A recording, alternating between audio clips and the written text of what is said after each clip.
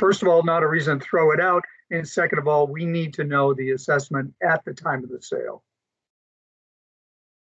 All right. And mobile home parks, all sales to or from mobile home park owners are to be removed under category or code 19. If you have a relocation company sales, businesses hire relocation companies to buy, sell real estate when employees relocate. We eliminate these sales from the study. And these are, I'll just talk about that just for a second. We saw a lot of these in the Brattleboro, Guilford, Dummerston area when Vermont Yankee decommissioned. So there were a lot of relocation sales then.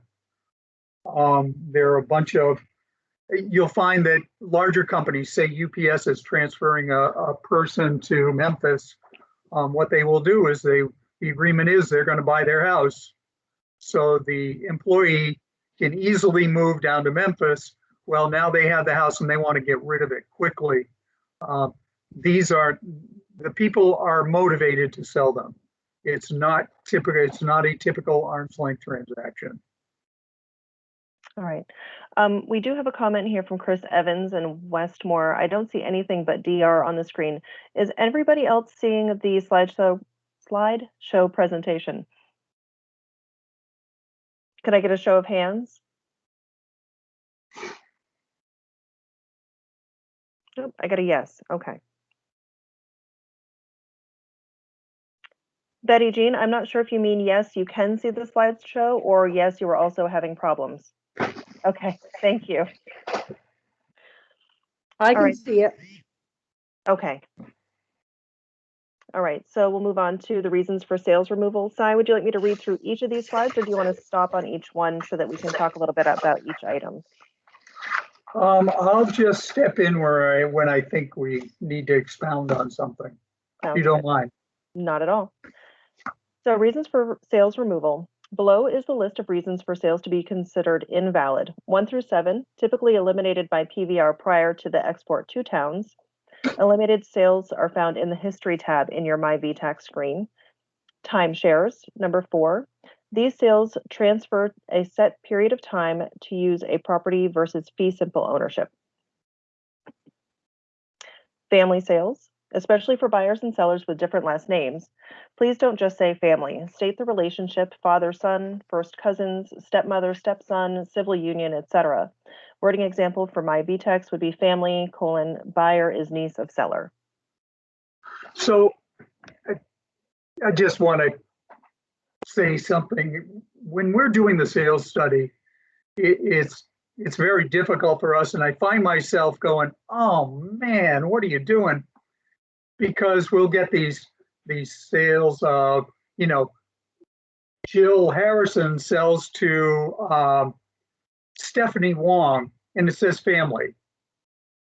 Well, wait a minute, guys. No same last names. Please just give me an idea what's going on.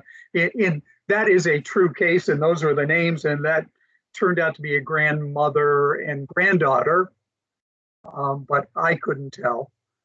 So if you could give us the relationships, it really would be helpful.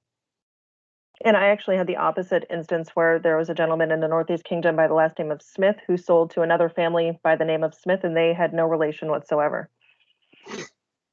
It does happen. Corporations and stockholders. Most states have a Secretary of State or equivalent website on which you can look up corporation names and ownership information. The Vermont Secretary of State's website is included here. A wording example would be buyer is a principal of the seller business per Vermont Secretary of State website. So this doesn't mean that if it's a corporation, you throw it out. HR Corp sells to Speedy Cleaners, Inc. That can be an arm's length transaction. So just because they're corporations, you don't throw them out. It's when someone has an involvement in the corporation and it turns out to be an invalid sale. All right. Auction, foreclosure, bank property liquidation, tax sales, sheriff sales, bankruptcy, receivership, dissolution, or liquidation sales. Documentation might include a printed auction notice, deed pages mentioning foreclosure, delinquent tax history prior to sale, PTTR wording, marketing MLS wording that indicates liquidation, or a town SBL that stating a liquidation situation. Short sales. Bankers or brokers are typically good resources for this information. Excuse me. And wording example might be liquidation. Seller was under financial duress and could not afford to keep the property. Delinquent tax report for the past 2 years is available. The short sales are probably the most difficult sales to find out about because you're not going to get a clue. There's usually not a bank name involved on the PTTR. What usually happens is that you have something assessed for $250. It sells for $175, $190, and you're scratching your head and wondering what's going on. And you don't find out about it until you talk to somebody. They're hard to find out about. Sorry about that. Someone is asking, what is a short sale?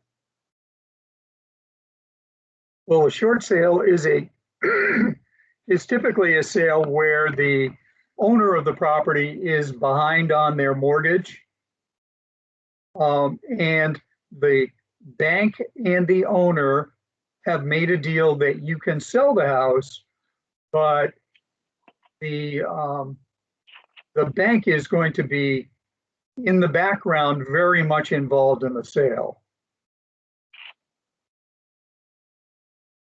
All right. We do have quite a few questions piling up. Do you want to take them now or wait until the end of the list? Why don't we take a couple now? Okay, sounds good. Lois and Heidi are asking, we are told to ask for details of a situation whether the seller takes back a mortgage, but we have not found anyone yet who is willing to tell us their details. Well, that's tough. They frown on you taking a gun to their head, so you can't do that. So you just really try to coerce the people to try to give you the particulars. You can usually find someone on one side of the deal or the other to give you some information. I usually find that the buyers tend to be a little more willing to give you the information. Okay. And it looks like we have a bunch of hands up, and I'm wondering if everyone is just left their hands up from when I asked for a show of hands that they could see the screen. I'm going to remove. Terry, can you go through and put people's hands down, and then we can see if they're actually questions?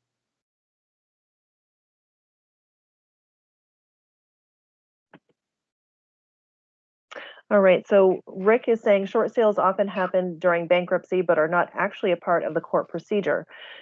Check Pacer. It's a free government website to see if seller filed bankruptcy. All right. Rick, that's Pacer. Is that PACER?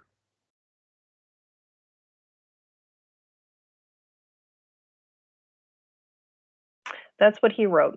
We can take a screenshot of these after. Right. Yep. I haven't used it. That's good to know. Is the state looking at the codes that are being put on the PTTRs that actually state family sale? We would then need to assume that the attorneys or whoever's filling out the PTTR is doing it correctly. And sometimes those boxes don't get checked. All right, and go back to the slides for a bit. So continuation on the auction foreclosure code 10. A wording example would be an auction sale, copy of auction notice available for viewing, bank foreclosure per deed, or CPTTR wording. Estate sales. Sales by and to guardians, trustees, executors, and administrators should often, but not always, be labeled as invalid. If you aren't sure, send out a sales verification letter and/or request that we send them.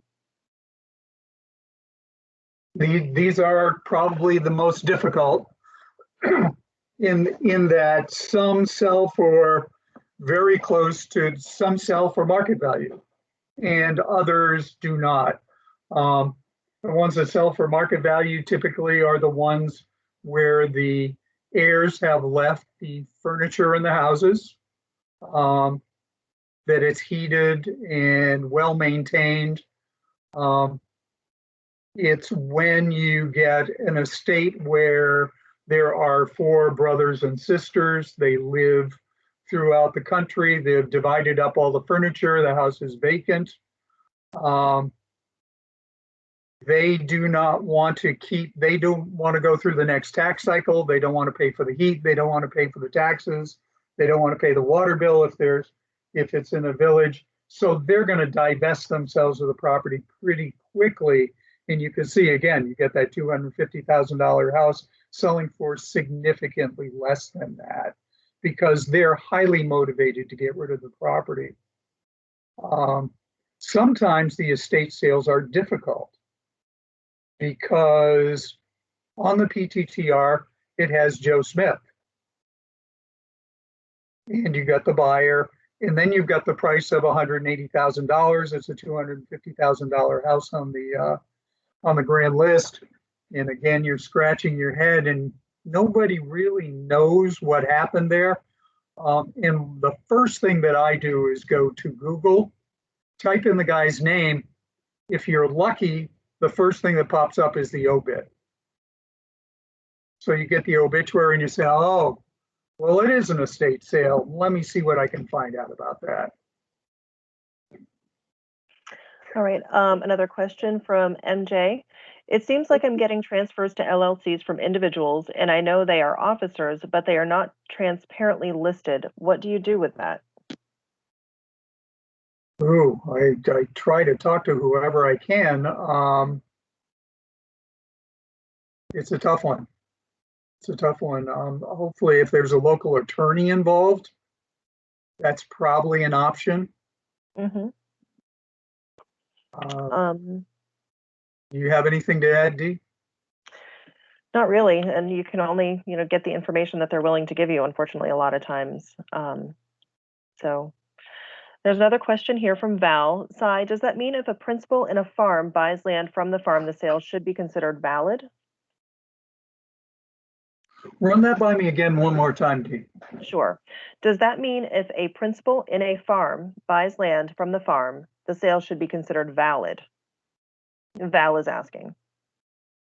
On the surface, I would say no, it wouldn't be valid. It doesn't meet the criteria of a arm's length transaction. It is not on the open market. And that's the big one right there. All right. Peter from Sheffield is saying take back mortgages should be recorded in the land records with the town. And also that town clerks can access the death records for the state of Vermont. So use your town clerks, they're good resources. Good point. Heidi and Lois are saying, we have estate sales where the owner died and the son dumped the property. We know this from personal knowledge, but cannot get the son to send us a sales verification form. Noted in the sales study. And put a comment and put parentheses, please call us if there's a question. Okay. And we'll get a hold of you and discuss the particular sale and make sure that you're dealt with fairly. All right, let's continue. Government sales to and from the U.S. government, state of Vermont, or any political subdivision of Vermont will not be included in the study. That's pretty straightforward. Charity, religious, benevolent. This can include churches, religious organizations, and not-for-profit organizations. To check on a Vermont organization's business structure to determine profit status, go to Vermont SOS Online. Again, that's Secretary of State's website. And search for domestic nonprofit corporation. A wording example would be buyer is a domestic nonprofit per Vermont Secretary of State website.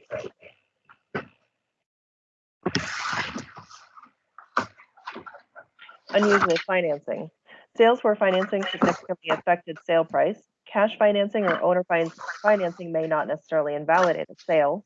A wording example would be 100% seller financing at 20% interest for 45 years per town sales verification letter from seller. As we said, that, owner financing isn't always a reason to throw it out. You'll find that many of the woodlots, big lumber lots, people are buying them to timber. It is not unusual for the owner to provide financing. It's typical of the market, so you want to leave that in. Okay. We have a question from Jeremiah regarding current use impact. We'll go ahead and save that one for after the rest of the codes. Let's see here. 15 for partial interest. This is not the same thing as a subdivision. Partial interest relates to ownership and legal rights. For an example, a 10-acre lot sold, but prior to the sale, the sellers transferred a legal right of way through the middle of the property for their daughter to access land she was purchasing next door.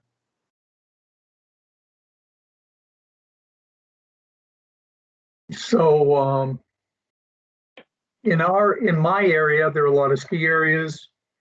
And what you find is a group of 5 people got together, bought a ski chalet, and partners are buying each other out often. So you will find that would be a reason to invalidate the sale, and it would be a partial interest. Another couple of examples we have, a couple sells their 20-acre lot and house, and at the same time transfers future development rights to the land to a conservation agency. Or a property owner sells his 50-acre woodlot with a new legal restriction on it, allowing only one building to be constructed in the next 80 years, and giving himself the right to build a pond on the property, including the use of the pond surrounding 2 acres for the seller's lifetime. That is a very descriptive example. Yes. Property assessed in more than one town. Examples, sale includes 50 acres in your neighboring town. 17, excessive personal property. This requires documentation such as an amount stated on the PTTR. Now, excessive personal property is defined by the IAAO as at least 10% for residential properties and 25% of the sale price for commercial properties. All right.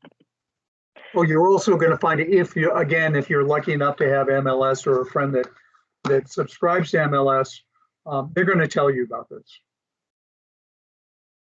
Subdivisions. Sale of property conveying only a portion of the assessed unit will be excluded because the total listed value will not match the portion that's sold. A wording example would be purchased was 3 acres out of 15 acres listed. And note, if it was a land-only sale, you must enter the new span, category, and listed value of the parcel in the edit section of your validation screen. And Linda is asking if you can repeat the answer to number 17, which is the the excessive personal property. Linda's asking you if you can repeat what you said for that. Oh, yes.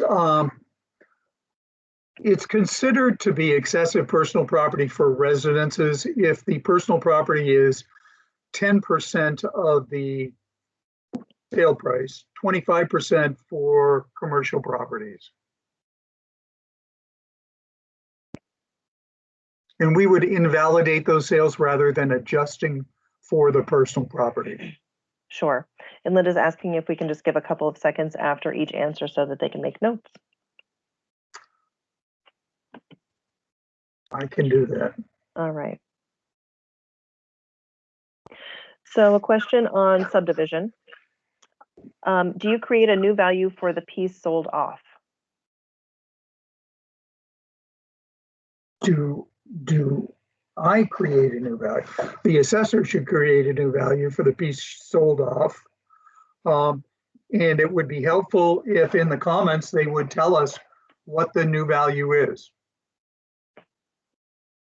Right, or they can impose that on the edit section of their screen in the myVTax, so they can enter that there as well. Mm-hmm. Either way, if we can get that information, we would be very thankful.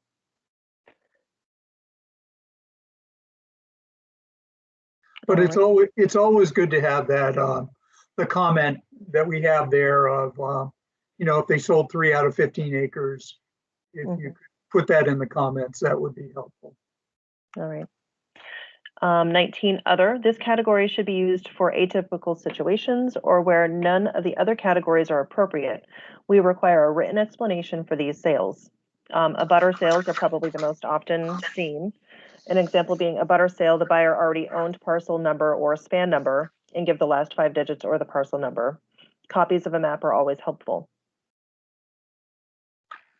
And remember that we can do all this digitally. You can scan this information. I can remember years ago going down to Brattleboro, and Kate Snow, who was the office manager in the assessor's office, would always have a mountain of paperwork for me. For every single sale, there was a piece of paper. And I moved my office just 2 or 3 days ago and found some of those pieces of paper that I got in 2011. So if you could do it digitally, it would be helpful. All right, another example of other, had to relocate quickly. Cases where the seller had to sell quickly to move into a nursing home, couldn't take care of the property, couldn't afford the property, all need supporting documentation. An awarding example would be town sales verification letter from seller's son states that she could no longer keep the property up and sold at a loss in order to move into a nursing home. Seller was in her 90s and could no longer live alone or afford the taxes. She was on the delinquent tax report for the past 2 years. Another example would be close friends with no marketing. Another type of sale that should go under 19, please give us details regarding how you are aware of the situation and be prepared to provide documentation.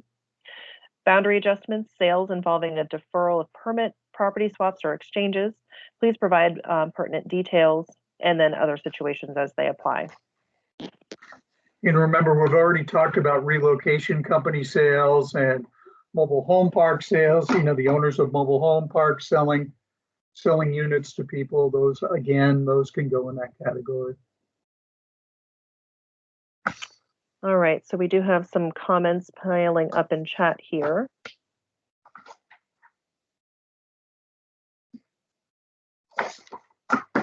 Rick is saying that the comment space does not allow enough characters to tell you all this stuff, even though I try. Terry is saying that there is room.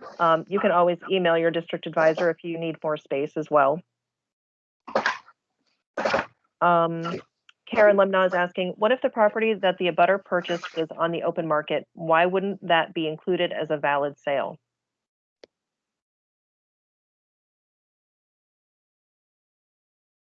I guess it could possibly, but the motivation of an abutter is different from everyone else. They really want something. They want it for a purpose. And typically the price that and there's an exception to every rule, but typically they're either going to pay more or less. And you're saying it is on the market. Look at it carefully. Like I say, there's an exception to every rule. And I always try to remember to consider if that property owner was on the market to buy property anywhere, or if they only bought this because it came up for sale next door. Let's get back to Jeremiah's question here. How does the state look at land sales that are 100% in current use and no excluded site? Is this sale thrown out of the sales study? I have had a sale that was sold 100% in current use. The buyer then paid a penalty to improve the property.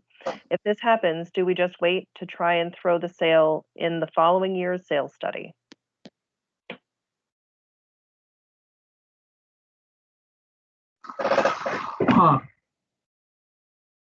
So the sale is in current use.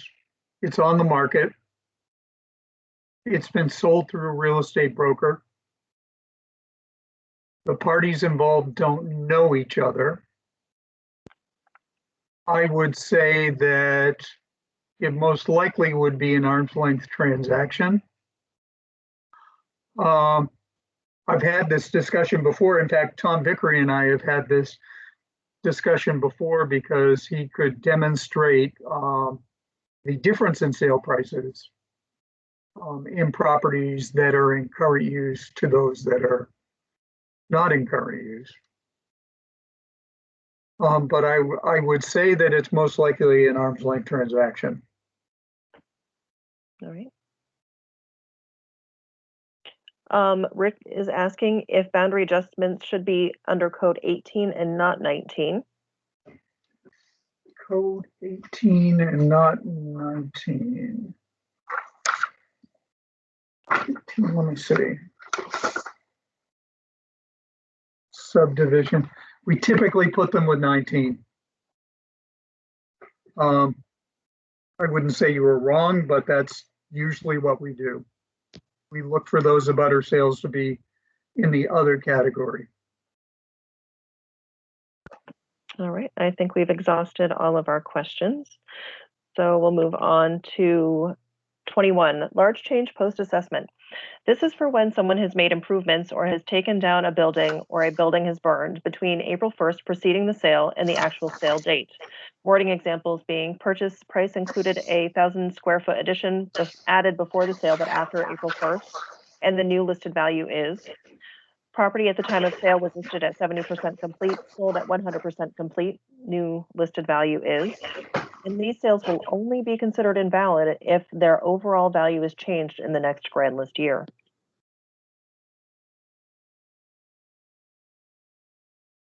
Do you want to talk about those at all, Si?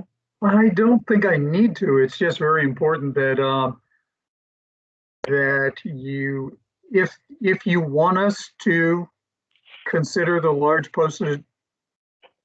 post-assessment change, we need to know what that new value is and why you are changing it. Is there a new garage? Is there an addition to the house? And we're not talking about if you went in and changed it and you think it's above average now or below average when it was considered average. These are substantial changes to property. And we're not talking about your reappraisal was done 6 years ago and you haven't been in the property since. We're talking about since the last April. Correct? Correct. Okay. Resales. Please use this for the first of the 2 sales in the study period. Wording example, if sold twice, Blanche to Cross in 3/2019 and Cross to Smith 5 to May 2020. Do you want to talk about the resales, Si? No, just make sure that you're putting it on the first sale and the series of sales.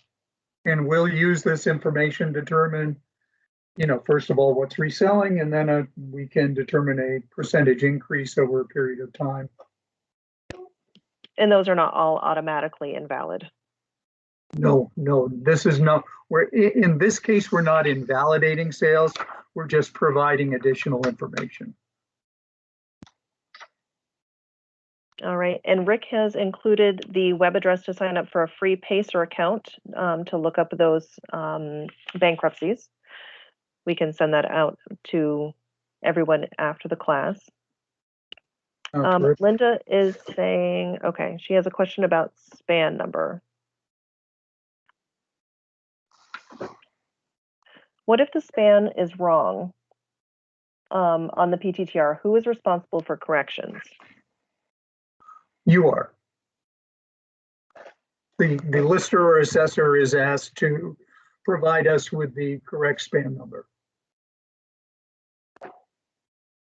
And I know that's the case. It happens a lot, much more than you think it would happen.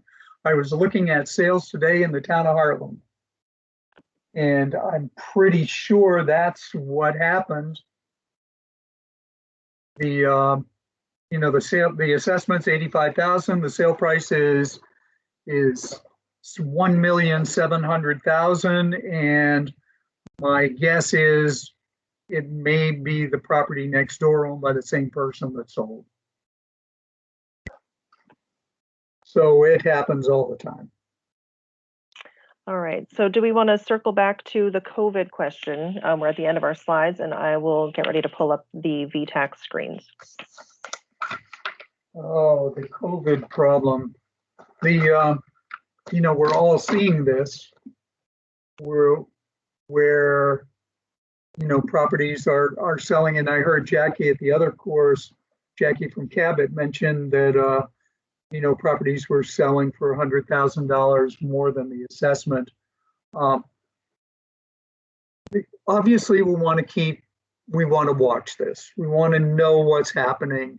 If you want to keep track of them, you can. You don't really have to, because everything that's sold since the first week in March of last year really is a COVID sale. Not everybody is motivated the same way, or motivated by COVID to do the same thing. You may have people that lived in New York City, which was COVID central for a while, and decided to sell their apartment and move to Vermont. And they sold their apartment for $1 million and, turned around and bought something for $500,000 they thought was a bargain, and you have it on the on your grand list for $350,000. We want to look at things like that. You want to take into consideration whether the people that are making these purchases, with the large difference between your assessment and the sale price, first of all, what their motivation was, and second of all, whether they were informed or not. Are these informed buyers? Did you talk to the broker and the broker says, oh my God, this guy called me on the phone and, the first house he looked at, he bought. Said he didn't look at anything else. Oh, no. He said, this is the one. And that's what he bought. So you've got to take those things into consideration. Because it may be something, COVID may have pushed them to make this decision, but they may have been uninformed.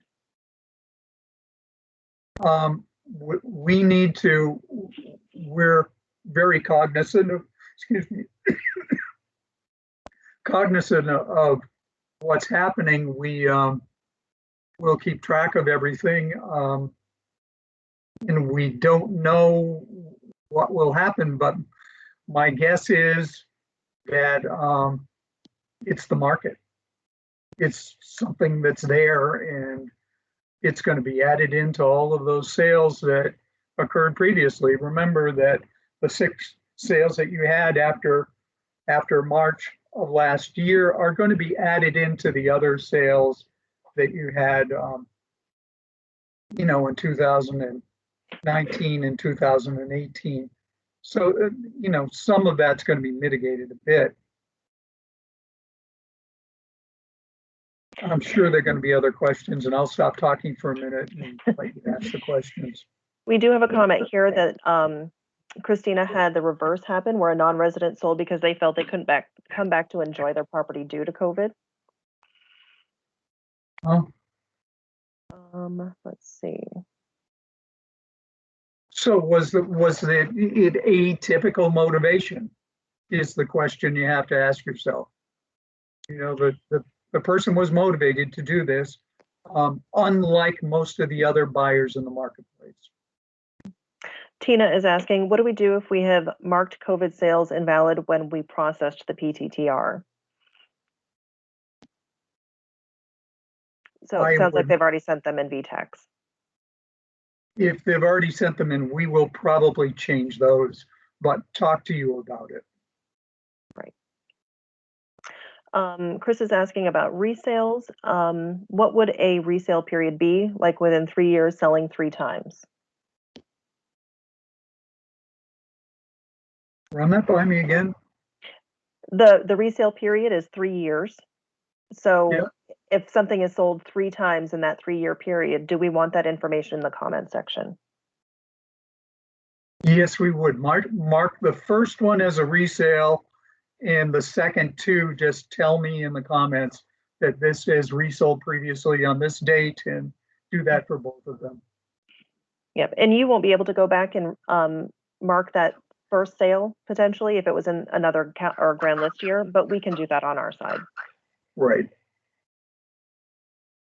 Stacy says, I was just reading a real estate 2020 market report I received from a local realtor, and wow. I Yeah. have a sale that came in over 1.5 million, over assessed. How do I deal with that? 1.5 million. Mhm. And I need to know a little more information. Linda, would you Is like it to unmute 1.5 million of a $7 million property or 1.5 million of a $1 million property? We'll let everybody. Carl's a nice guy. Am I on? I can hear you, You're- Linda. You can You're hear on, me? Linda. So the property was valued at around 1.3-ish, and the sale came in at 2.8. So I'm going to be talking to everybody involved in this. First of all, I want to find out if it is the same house that I have on the grand list. What do you mean the same house? Has it changed at all? No. There was some data on the MLS that was not really reflected in the data in CAMA, but it still isn't worth, 1.5 million difference. I mean, is that, people say, well, that's the market. Well, okay, but if every sale in town is coming in over, which is what's happening, what's that going to do to my CLA next year? Regardless if there's still 2 years tacked on behind that. Well, you have to realize that a number of things are going to happen. The first one is that there's a possibility that that sale would be an extreme. If that sale is an extreme, it's thrown out of the sales study. We do not use it for analysis purposes. I would think $1.5 million might be Pretty extreme. might do that for you. But I would want all of my questions answered about this. I would want to know who the parties were. I would want to know what the house was like. I would want to know what the negotiations were like. Did it include, it's $1 million property, and possibly a second home, is it not? It is a second home. Okay, did they sell the furniture with them? Was there artwork on the wall? Did it include the tractors and the trucks and maybe a car that they kept there? All of that stuff I want to know about. Yeah. Yeah. So we need to find those things out. Yeah, and I haven't sent out my verification letters yet, but it's just like, it just keeps happening. And so I'm wondering if, do I retire and just go to Tahiti? That would not be a bad option, but yeah, it's this next year is going to be challenging for all of us. Yes, I think so. Challenging for all of us. All right, we have, what if you're doing a reappraisal? How will COVID sales affect this? Well, your contractor is going to have to look at all these sales and decide whether, again, these are arm's length transactions, and that's what the property is going to sell for now. In the COVID world, this is now a $500,000 property opposed to being a $400,000 property a year and a half ago. All right, we have some hands raised. Let's see. So Brian Sunderman, would you like to unmute yourself and ask your question?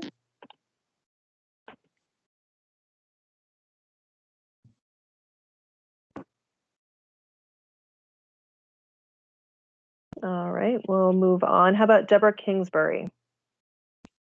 I'm here. Can you hear me? We can. Oh, yes, we can, Deborah. Hi, Cy. So I have a comment about the $1.5 million over the grand list price. Is it super private? People are willing to pay for privacy in this market. And the other thing is she stated it was a second home. So I'm wondering if it was a 1031 exchange. Again, you know, I say there's everything, I want to know everything about this sale. Right. So I'd be calling the attorney on the PTTR and asking if it was a 1031 exchange. That would be my first question. But we are definitely seeing people paying for privacy. And I think that's going to really change the land schedules on the larger acreages throughout the whole state. I just wanted to give you that comment because we're seeing it in my little town. We're seeing it every place. Privacy is a huge motivation with this COVID. That's it. I didn't have a question. I just wanted to make a comment. All right, I should introduce Deborah to all of you out there. Deborah acts as a consultant to several small towns as an assessor, and is also a active real estate broker in the Fairleigh area. So she does know what she's talking about. Thank you, Cy. I appreciate that. I thought perhaps you were going to give out her phone number so people could call with their market questions. There you go. All COVID questions should go to Deborah Kingsbury. Next up, we have the Montgomery listers. Genevieve, Linda, Wendy, would you like to unmute and ask your question?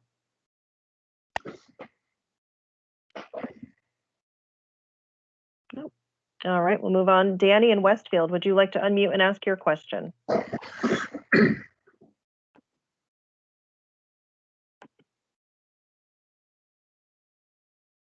All right, how about Patty?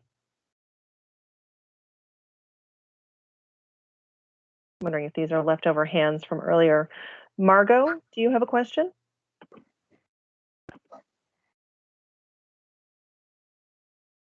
Marla Waring. And how about Mary?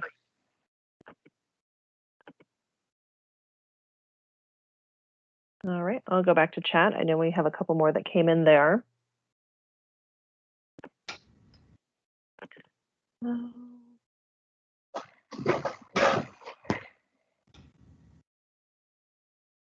Wow, chat blew up. Okay. Stacy, we debated asking if COVID was a motivating factor on our sales verification form, but decided not to. Reasoning being that the market is whatever it is.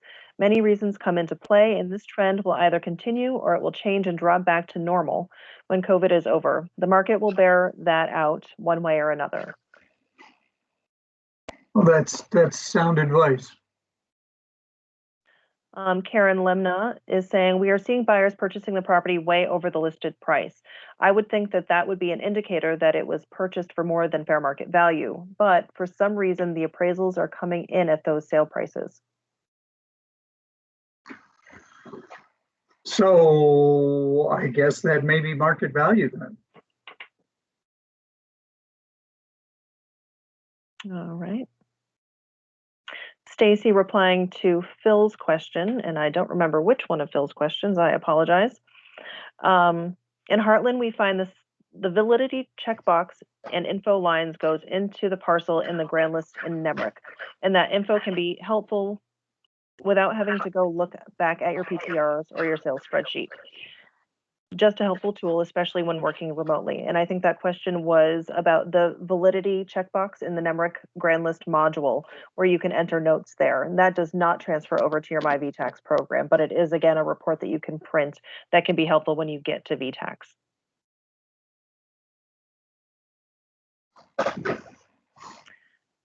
Let's see.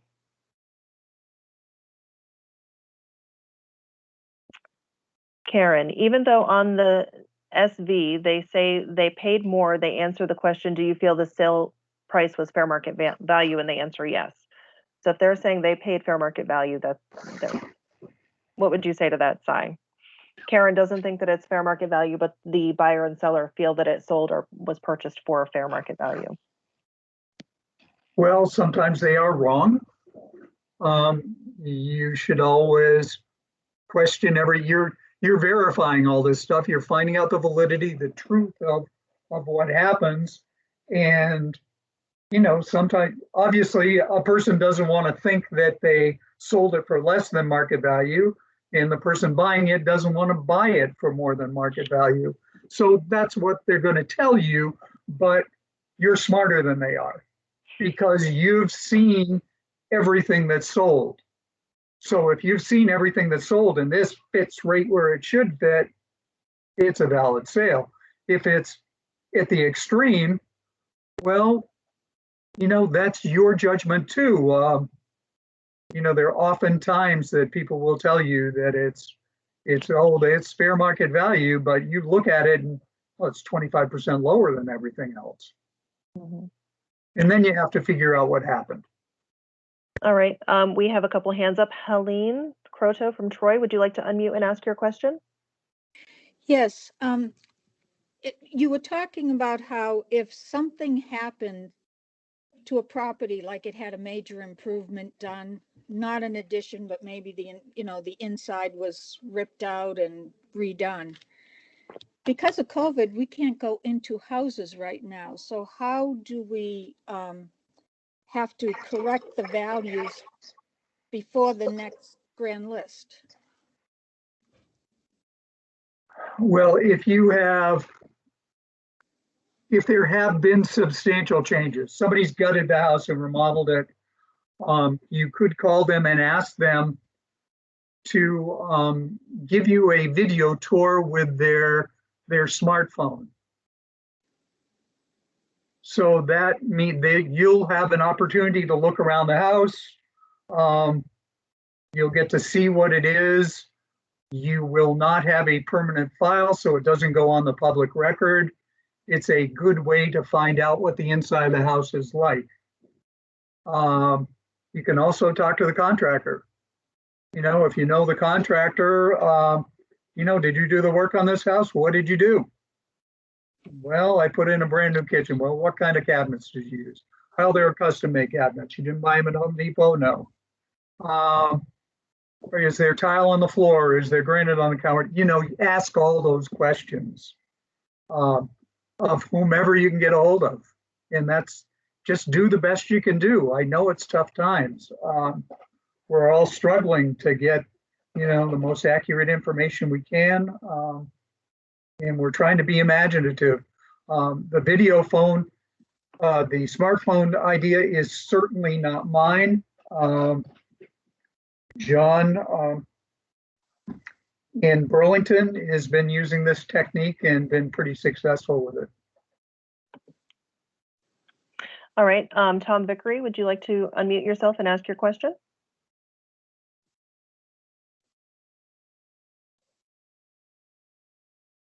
Tom? Can you hear me now? We Yes. can. Yep.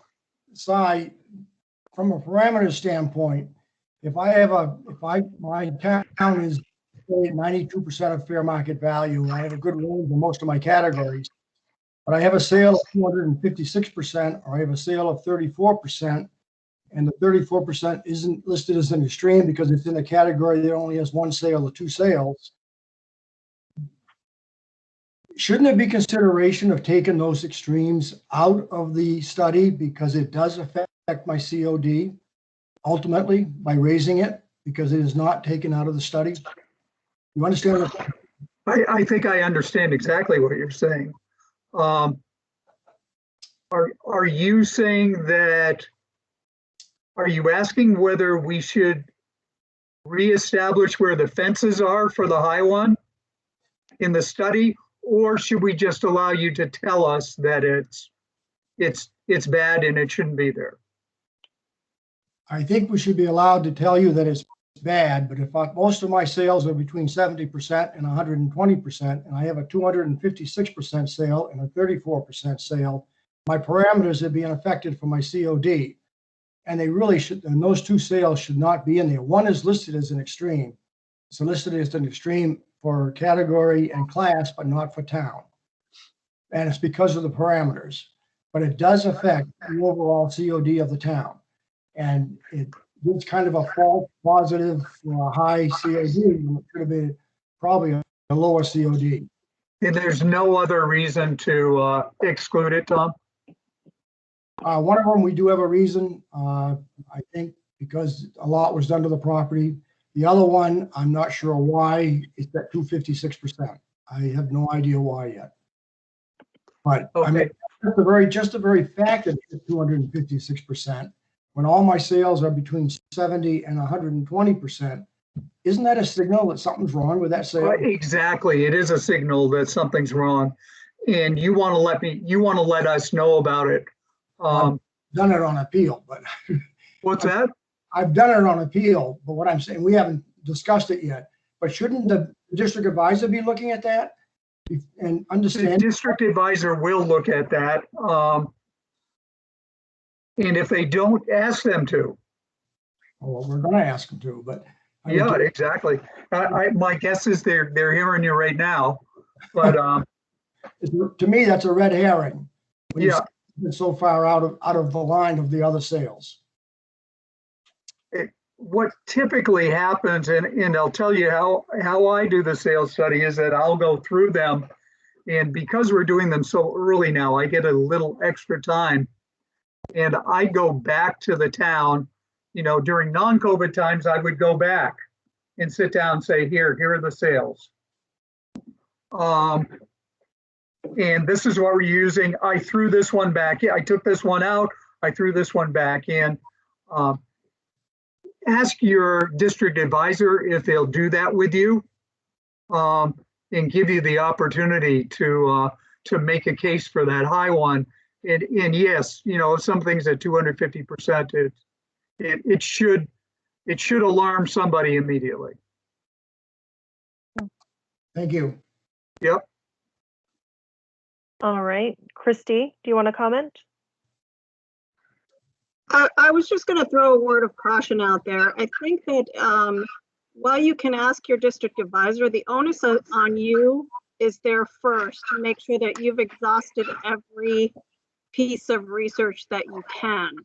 We have 250 towns that we have to do all the analysis on, and we can't be expected to do all of the research for you. So the first question I would ask is, what research have you done and what can you show me?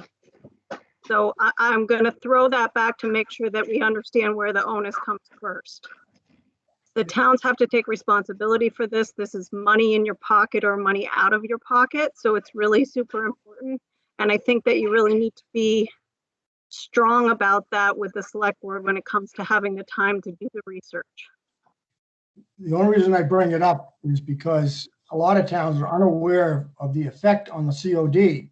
And, we should be aware of that. It may not be in the study because it's an extreme sale, but it is still in the study from the standpoint of the COD. And that's a point that I'm bringing out. Right, and if you attended the class last week, we talked about the math for that. And it's also important, really important to understand that we have to have statistical guidelines. So aside from actual evidence, we've got to stick with statistical guidelines, which, weren't set by me, certainly were set by a statistician, and make sense and keep everybody on an equal footing as far as this process goes.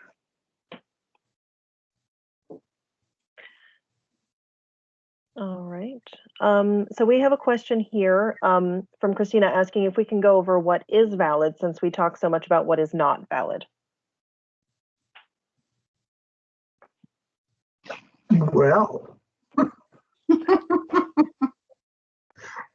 what is valid? I've never had anyone really ask that question in that way before.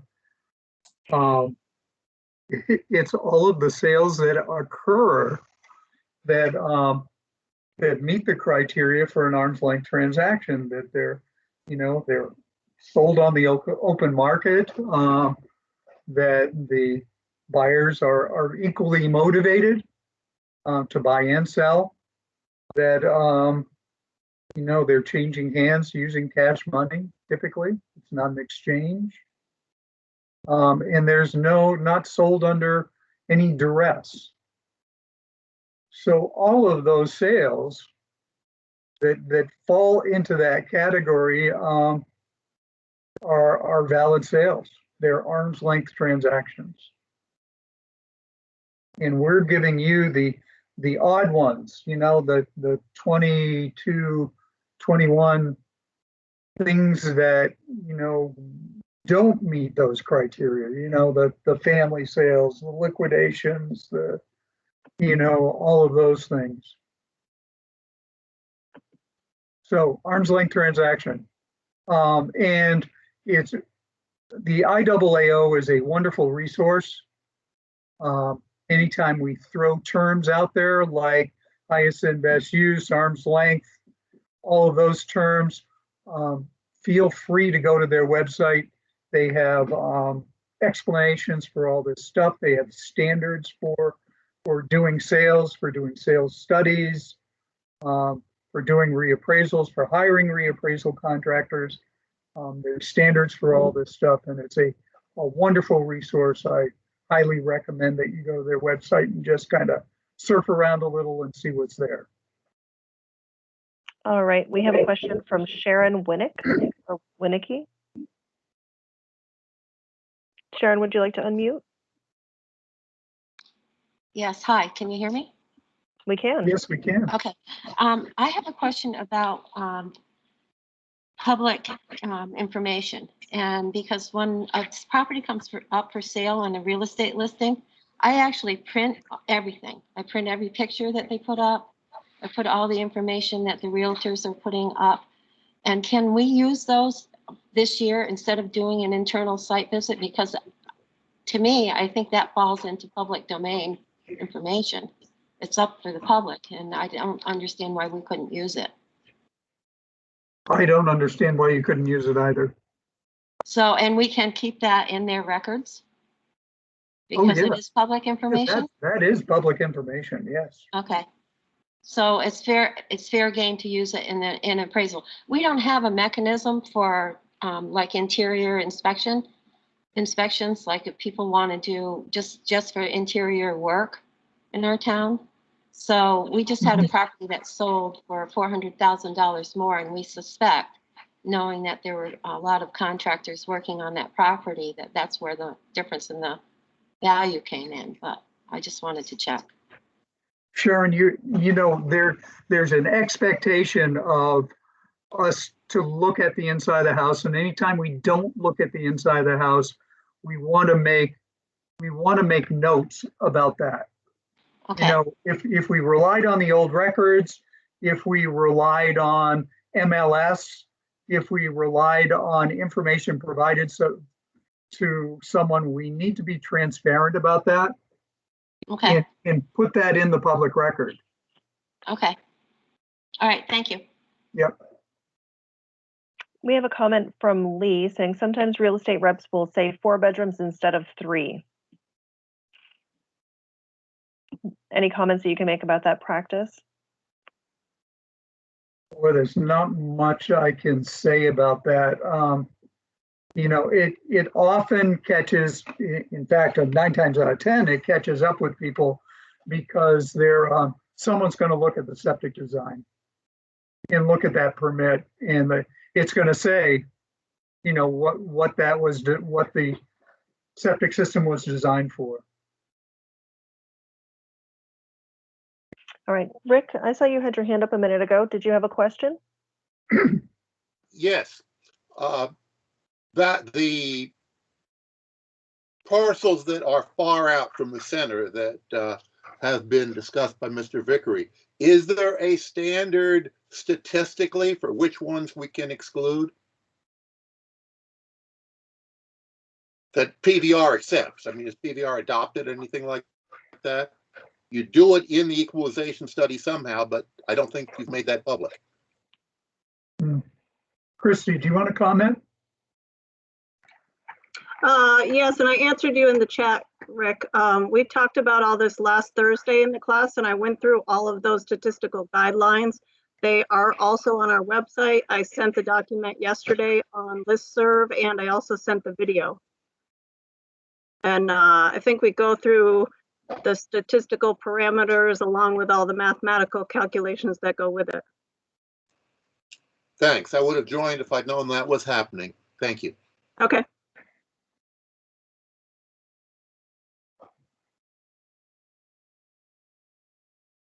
All right, we do have some discussion happening in the chat about bedrooms and MLS listings, but nothing. It's really a question. Karen's saying, let's see, MLS listings, sold properties being treated differently from unsold. We don't have septic reports on older houses. And Karen saying, not much difference in value from a 3 to 4 bedroom, but bedrooms do come into play if there is only one bedroom, functional depreciation. Very good point. Very good point. We're typically using the square footage unless there are extremes. All right, looks like we might have another hand. Christy, your hand's up again? Nope, sorry, forgot. Mike Keach, would you like to unmute and ask your question? Yes, just a quick question. Is last week's presentation going to be available from a recording? Yes, those should have been posted to the website. Christy, is that correct? I posted them to listserv yesterday. And anyone that was in the class, I believe, should have received an email from Nancy Anderson with the notes and the recording.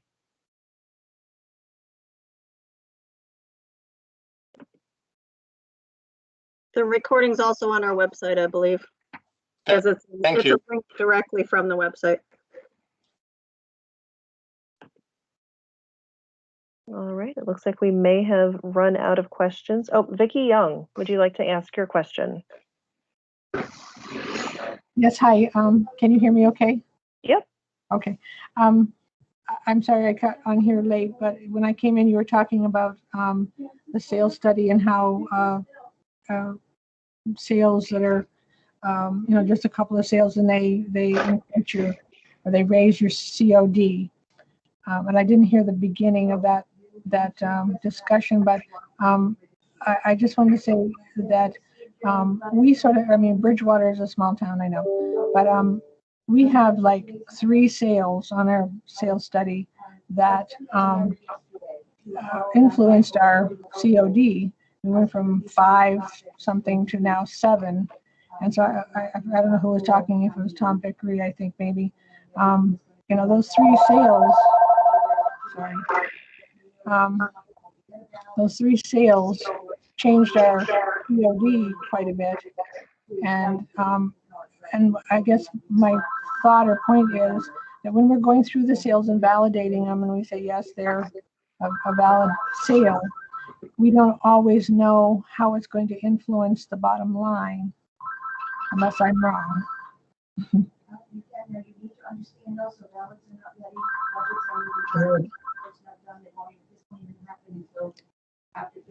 So I guess I'm not really asking a question. I guess I'm just wondering if, those 3 sales, mine were mobile homes. There was 2 mobile homes and one was a R1 sale that, influenced our COD quite a bit. When we're looking at them, we think, they were a valid sale, but I think I agree with what he was saying, that we maybe should be able to take them out if we think that they are, both of mine or all of mine sold for more than what they were assessed for. And it does skew our COD. I think Christy wants to make a comment. Yeah, so for one, you should research all your sales, okay? I do. And you should research all your sales regardless of whether you think they're going to skew the numbers. The fact of the matter is, the more information you have about what's valid is going to take out the invalid sales and therefore make those numbers tighter. That's the whole idea around statistics. You're making the numbers tighter with valid information. Yeah, I do. So what you're suggesting, Vicki, is kind of working backwards, looking at the ratios first and then saying, is it valid? What I'm suggesting is go the other way. Right. Well, I think validate or invalidate everything, and then let the statistics work for you.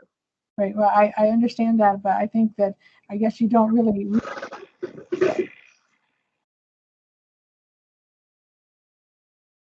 Oh, I think she got muted. Vicky, did you mean to mute yourself?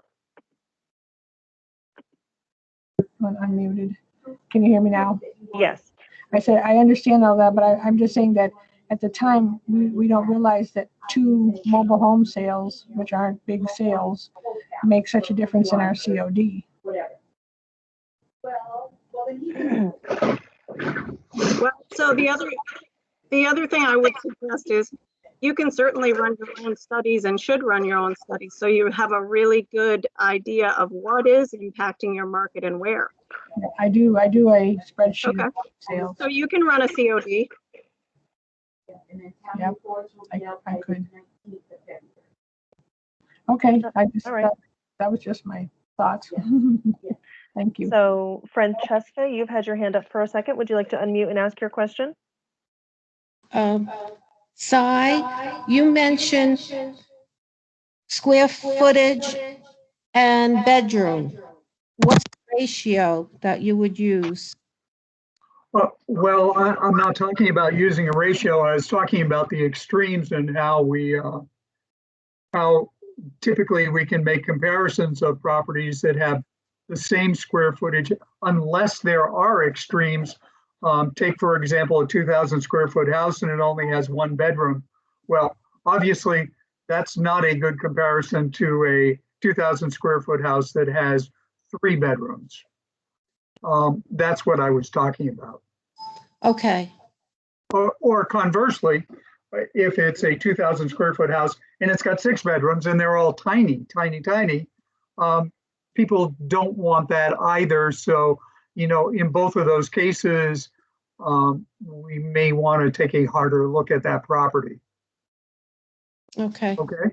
Thank you. Good to see you, friend. Good to see you too. I think Tom had a question, didn't he, Deanna? Yep, we have other hands up, but Tom, do you want to go ahead?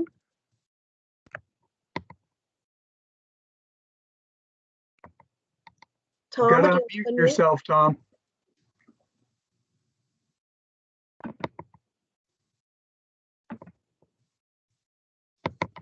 Oh, maybe he gave up on us. Let's try Lynn Esty.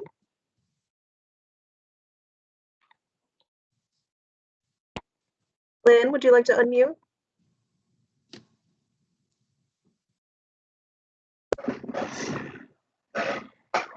All right, well, how about Linda?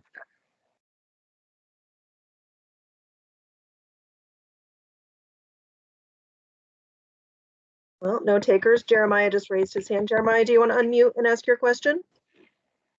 Yep. Do you hear me? We do. Okay, good. It seems like no one else can get through. Currently, we're trying to validate our sales through myVTax, but if new information comes up, is the only way to try to edit the validity of, say, you get new information a month later, you find out the sale should be invalid, but you had said valid on the sales study.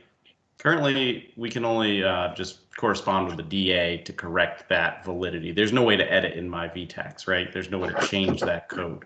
Is that going to change in the future? Correct. There's no option. Yes, we are hoping for in our new software to have an exchange where we can chat back and forth about things, and we can send sales back to you. As a matter of fact, anything you want to add, Christy? Nope. Just checking. All right, looks like Tom might have gotten kicked out, so I'll let him back in.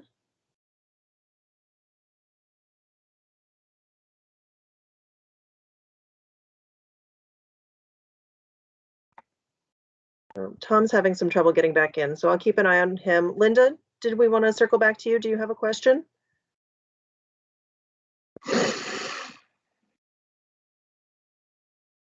All right, let's go back over to chat. Jan says, just an FYI, I have another conference at 11:30. Okay, I think we're doing all right on time. Are we going to move on to the myVTax portion of the training? All right, so I do have, actually I just timed out.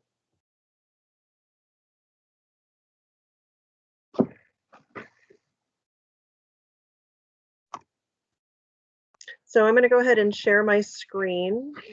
Just a minute.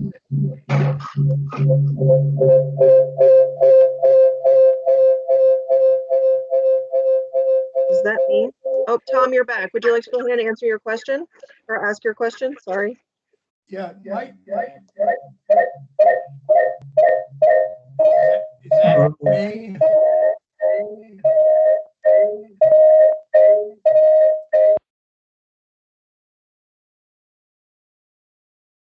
Well, I think Tom has connectivity problems here. Yeah. Forget it.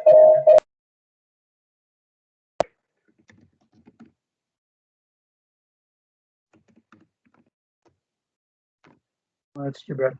So Dee, you're going to bring up on the screen your VTax information? Yep, I'm on it. We never had any doubt. All right, so we're going to pick on Newport City. So I'm sure you've all noticed and are trying to figure out how to search around or navigate the new myVTax setup. They have moved everything for your active work list for the EQ study to the very front page, so you don't have to click around. If you do want to see your history, what you've already processed, or those transactions that were already deemed invalid by virtue of what the attorney put on the PTTR, then you click over here to the History tab. And I do encourage my towns to go through this list, and anything that doesn't have a sale price of 0 or half or less of the sale price, to take a look at that and see if it really should have been part of the study. If you find anything here that should be included in the study, then please email your district advisor the pertinent information and we can get that added back in. So all you need to do here, you click on a street address, and the setup here has changed a bit too. They have moved just the sales validation information to your view of this screen, but you can go back and click on the PTTR if you're curious or you don't have the paper copies there with you. You'll see what your lister view is of the document. This is the pared down version with the items that the tax department thinks are valid for what you need to see. You do, of course, have the opportunity at the very end to click here to see the full return. Up just a little bit, these are the items that you want to pay attention to. Cy, do you look through these documents when you're doing your sales validation, and is there anything in particular that you pay attention to? No, I'm just, I do look at them, but you know, there's not any one thing I'm looking at. Mm-hmm. I would typically look at the holding period, if they've had it, you know, forever and a day versus, you know, only had it for a couple of years, and then it would be an indicator that it is a resale, and you might want to do some looking there. The interest in the property, most often you're going to want to see that this says fee simple, so that they're transferring the entire bundle of rights, which would indicate that it is a fair market or a valid sale. Most often you're going to see that this is conventional. If it says owner financing, that's a reason to make a phone call or send out a letter to see what those terms were to determine whether or not it might have been impacted.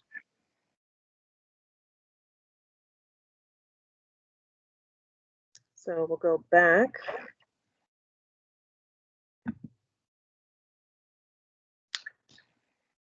And this section here, in the middle, it says edit new value. So this is where you're going to put in, double check to make sure that the span is correct. You would be correcting only the last 5. If there is an error in the first 6 of the span, you would want to let your district advisor know so we can fix that as well.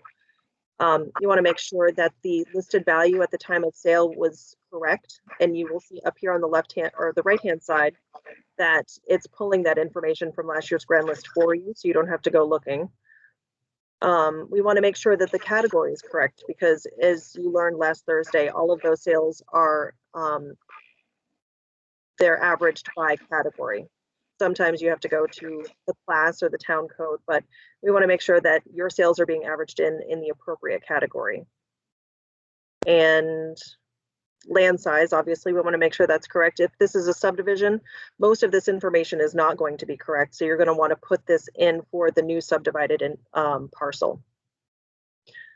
As you scroll down more, this is where you're going to tell us whether or not it's valid or not. If you say no, it's going to ask you to select a reason. So for instance, if you click family, it's going to create another drop-down menu where you tell us what the relationship is. If you select other and you type down in here that it was step grandparent or something like that, whatever makes sense. And then we would save and finish later. If you want to wait till your other listers come in and you want to talk about the sale with them, or you're really just not sure and you're waiting for a sales verification letter, this will save all of the information that you've put in the form so far, but it'll allow you to circle back. Once you hit submit, you can still give us information, but you'd have to call your district advisor or email us to let us know what new information you've found. And while I have this up, I can't actually see the questions. Terry, are you able to see the questions that anybody might have? Yes, and Christy answered them. Oh, wonderful. Thank you, Christy. If buyer rented property before tenant, is that invalid sale? Yes, it would be an invalid sale. I would like to run a COD. Okay, I would like to run the COD, but have tried, but it seems complicated. And Christy sent them to look in the advanced lister training on page 27. And that's the document. And she sent the link above hers. That's about it. All right. It looks like we have some hands up from Jacqueline. Yeah, I was just curious. I'm on my phone, so I can't see it very well, but on this subdivision part, is that got a place to put the new owner and the old owner, the new parcel number, the new span number, all of that information? No, all you're provided there is for the parcel as it exists now. So the new subdivided parcel, you're going to want to put in the new span, the grand list value, the parcel ID number, the category, because often those come off an R2 and then they become a miscellaneous or an R1. Make sure that the land size is correct and the sale price.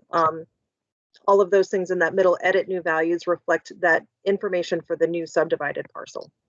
Does that answer your question?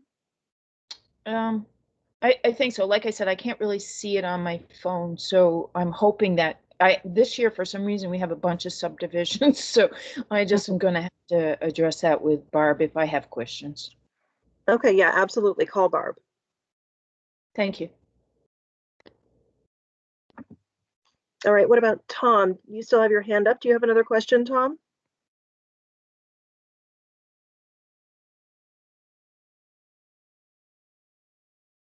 All right, and Linda.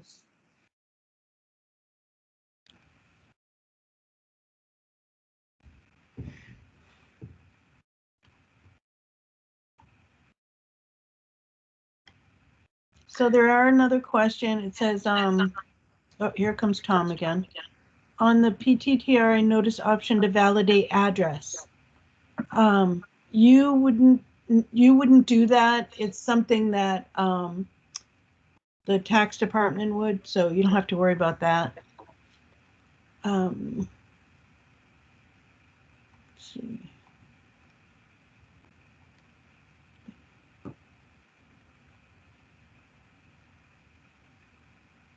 The history tab did not show of all of our sales, only most zeroed ones, mostly zeroed ones. Well, when you complete it, your sale, it usually takes overnight to move it to the history tab. Sometimes it's instant. There's some functions in each. So anything that you validate in your work queue should automatically go over. If it's not there, that means that you may have hit just save and not submit. If that still is a problem, then let me know and I'll check it out. And Chris is saying that the lack of editing on myVTax may be why listers wait so long to enter because we're waiting on info. And that's perfectly fine, Chris. And that's why I would encourage you to use that save and submit later button. That way you can start working on those and you don't have to keep paper copies of notes for each sale that you still have outstanding. And Linda had the same question, but she's actually talking about older sales prior to the 1 year if you're not doing a reappraisal. And you can look those up under the PTTR search and then you just put your town name in the perimeters and it'll give you all the sales in that section. Do you want to show them, Deanna? I can.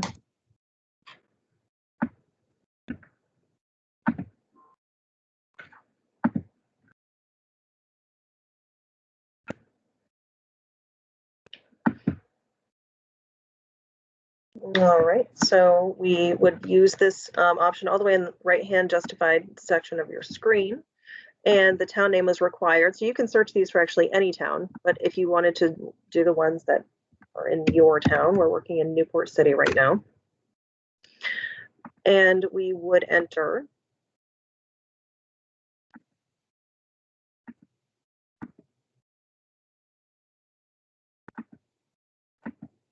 April 1st of 2018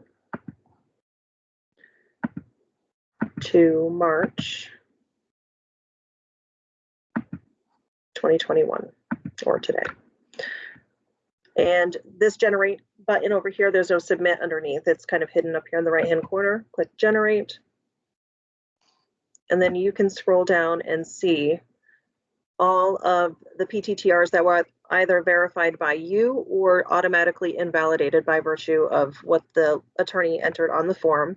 And you would be able to pull up each of those individual PTTRs by clicking on their verification code.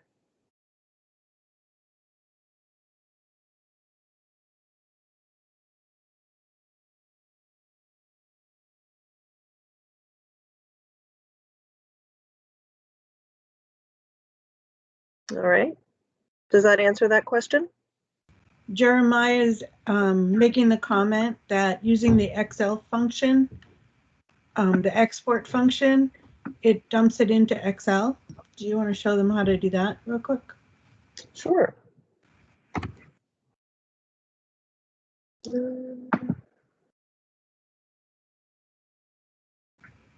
You can do it under the PTTR search too.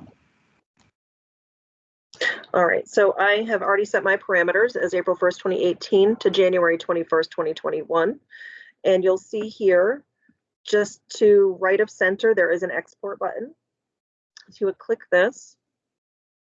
And on bottom left-hand screen, if you are using a Firefox browser, a Chrome browser, each browser is different. If it's Firefox, up here in the right-hand corner, under your X, there's going to be a blue button that starts to highlight and point down. So that's where you would find this item.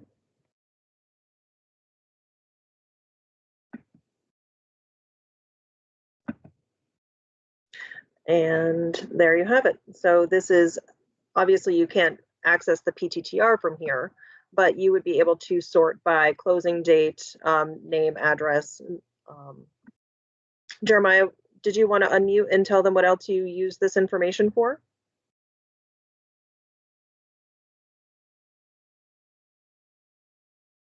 Sorry. No, I pretty much kind of have that as a tab along with the equalization export, so that if I want to scroll and just kind of keep the span number, using the span number as my common data point. But that way, if I want to look up a PTR, I can do that quickly versus trying to scroll through. Anyway, that's just how I like to do it. But Sure. that's also where on the equalization study, that's where I usually write my notes. I add a note field to one of the columns so that if I have something pending where I want to respond later, because I know that's something like people, once we send it up to the DA, we kind of lose access to validating that sale. So that's kind of how I use that export. All right. Christina, if this Excel download would include mailing address, then it would make it easier. Or easy sending sales letters right away. Terry, do you know of another export that might give them that? I'm only familiar with the ones from the PTTR screen that give the physical location. No, they could just do it from the grand list and mark one of the fields in there for now, maybe in the new program. But right now, if you mark a field in your grand list, you can pull all that information with an Foxborough expression and mail merge it, but not in myVTax.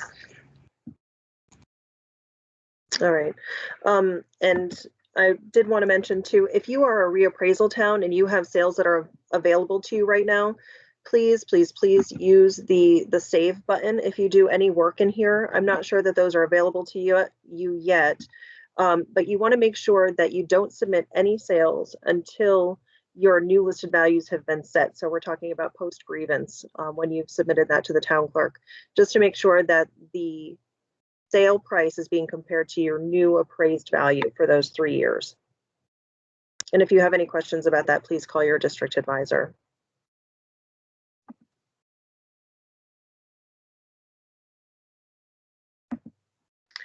All right, let's see, do we have more questions?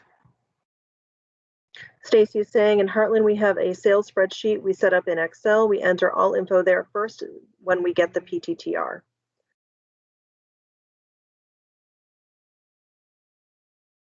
And Lee Cross is saying, you're talking about the new program. I think Christy and Terry may have been mentioning in the chat that the sales validation process is going to change a bit. And he's asking if there will be training on that. Terry and Christy, do you know when that exactly would be? Probably later in the fall? Training on the new program? Yes. I would say fall at the earliest, most likely things like the study probably next January would be my guess. Okay.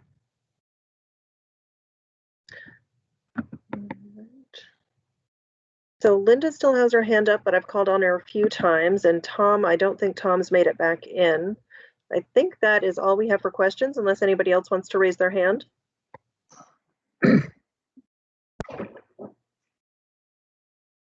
Sai, do you have anything else to add?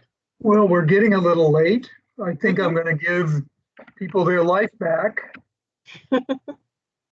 I just looked outside and I have an inch of snow on the walkway that I didn't have when we started. Oh, goodness. I'd like to thank everybody very much. Remember, this is being recorded and you have all the material sent to you by Terry and Dee. Again, thank you very much, and feel free to tell your DA about any ways we can improve this for you. I will be working on posting the video of this. It should be up there in the next